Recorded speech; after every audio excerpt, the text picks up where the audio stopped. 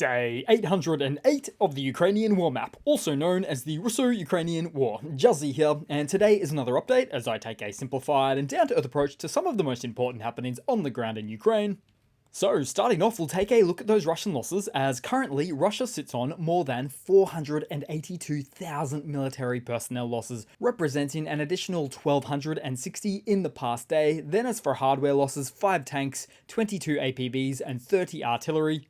And just a day earlier, roughly double the loss figures for those main hardware types, alongside even more military personnel losses, with a great deal that's been happening on the map. So we'll head across to the map now and start out briefly in Russia's Rostov Oblast, as tanker cars derailed at the Kuberli station over the weekend, causing flames to engulf the scene. The cause of the derailment remains under investigation as authorities assess the damage, although tanker cars, explosions, and logistical infrastructure being destroyed near to Ukraine all have the hallmarks of either partisan activity or involvement by the Ukrainian intelligence agencies, possibly both. Then moving a bit further north, still within Russia, as Belgorod, the now long-time embattled oblast, now only more fraught with issues, as a Pantsir S-1 air defense missile went off course after being launched in Belgorod, only to experience some mechanical failure and land back into Belgorod. And this type of event has already happened half a dozen, maybe a dozen times already just this year. Then moving into the Ukrainian map today, and we'll start out in the very east as Ukrainian forces launched a precision strike on a Russian fuel depot over the weekend, unleashing at least one M39 ATACMS tactical ballistic missile. The missile hit its mark, igniting a catastrophic fire that engulfed the depot, as the attack dealt a significant blow to the Russian operations in the region, hampering their ability to support military activities just beyond, as per usual. Then on the map, we take a further look at the land bordering to Ukraine's Kharkiv Oblast and Russia's Belgorod Oblast, where there now exists a very active frontline zone coming after Russia's accumulation of troops above the border in recent weeks that have since amounted to Russian incursions into the northern Ukrainian territory. For something that's not been seen for what's been many seasons now, with Russian forces making tactical gains in the less defended areas by the border and just a couple of kilometers beyond. However, the size of the Russian elements committed and the force grouping deployed along the border indicates that they are not pursuing a large-scale operation to encircle or seize the city of Kharkiv just beyond. Now, Russian forces will likely introduce reserves to intensify the ongoing offensive operations, but they lack the necessary manpower for a large-scale offensive. So these operations likely aim to draw Ukrainian forces from other sectors while allowing Russian forces to advance within artillery range of Kharkiv city itself, the distance of which is about 30 kilometers or about 20 miles. So, as current, Ukrainian forces continue defensive operations around northern border settlements, conducting numerous counterattacks to protect Ukrainian territory. Also, the bordering and Ukrainian-held town of Vovchansk has also been in active operations to evacuate the remaining few residents still living at that location. And we also saw numerous instances of engagements leading to the loss of Russian heavy equipment, including tanks, infantry fighting vehicles, and even the more recent Russian battle tank, with their involvement in frontline engagements, a Ural truck. And so even just looking at the map here, you can see that Russia clearly has aspirations in trying to cut off the Ukrainian army from the left of the Donetsk River. But the whole region is not the smaller size of, say, Bakhmut, Avdiivka, or Sheraton, or anywhere else for that matter. It's literally 50 times the size, about 1,500 square kilometers.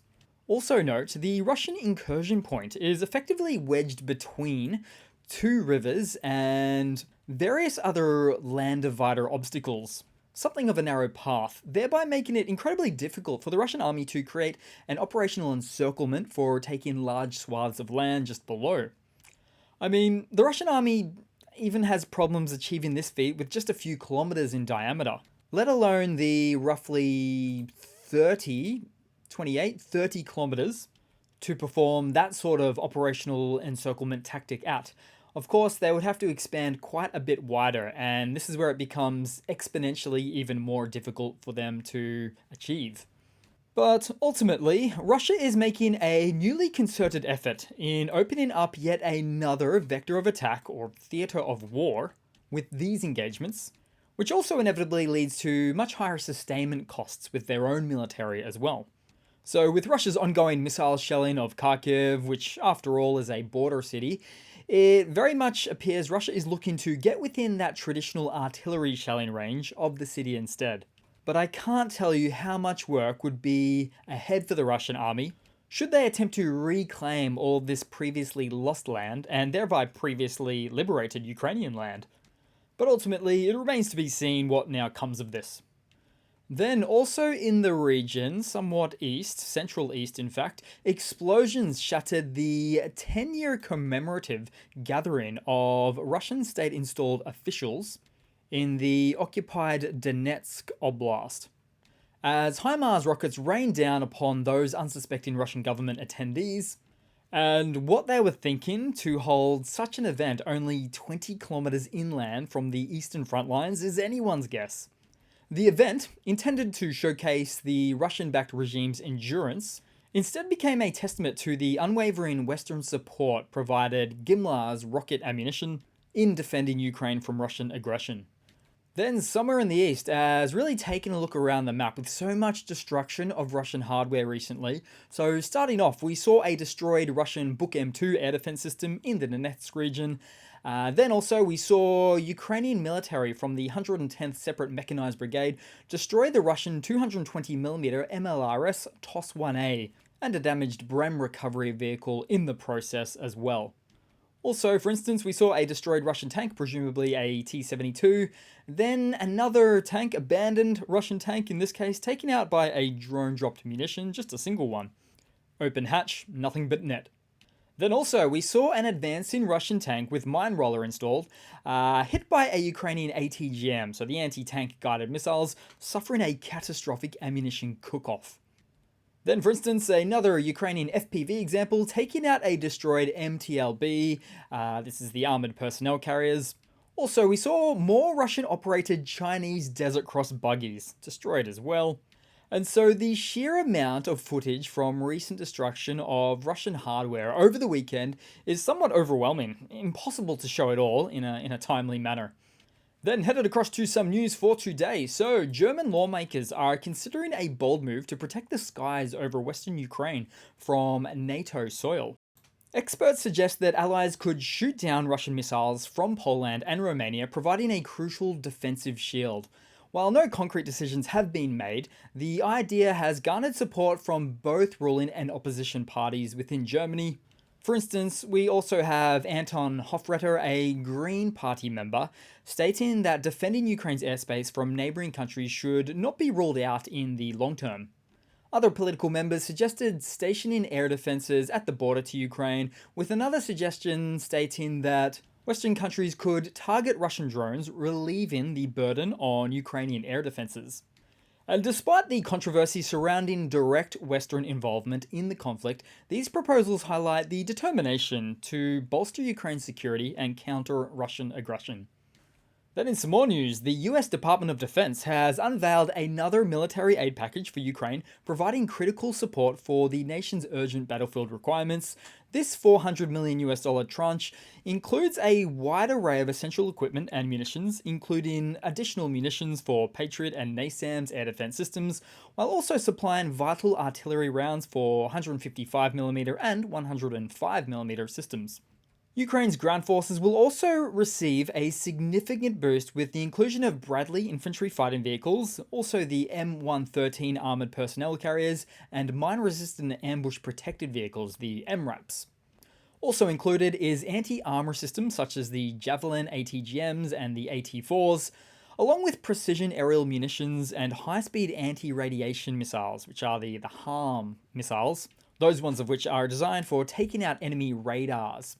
Then also in some quite relatable news, the UK has unveiled a military aid package for Ukraine totaling 500 million euros in funding the essential equipment as well. This comprehensive package, and the UK's largest to date, includes a staggering 4 million rounds of ammunition and over 1,600 missiles, offensive strike and air defense missiles, plus 400 vehicles with 160 Husky protected mobility vehicles among them. Then in some more news, Czech President Petr Pavel has called for Europe to set, quote, clear boundaries for Russia to ensure peace and prosperity in the region. In an interview with Die Press, Pavel emphasized that Russia continues to view itself as a superpower with the right to dictate rules, and that Europe's support for Ukraine is crucial for its own security. The president also warned that accepting Russia's goals will not lead to peace as Moscow seeks to restore its influence from the Soviet era. As such, he emphasized that Europe must prepare for a long-term confrontation with Russia and face it head-on when it acts against European interests, in order for Europe to protect its lifestyle, values, and way of life. Then headed across to a super quick funny to round it all off today, guys. So, reportedly, these are Russian soldiers trying to move an Il-76 transport aircraft, and for some reason not using your standard run-of-the-mill pushback truck. Perhaps those oil depot explosions are taking effect. But out of everything here, most importantly, I'm surprised to not see strongman and Chechen leader Ramzan Kadyrov putting on display his superior strength at this event. Such a pity. So that's it for today, guys. Thanks again for watching. Slightly shorter video today, but yeah, please continue to like and comment. Thanks for everything, and I do hope to see all of you guys there in the next one. Cheers!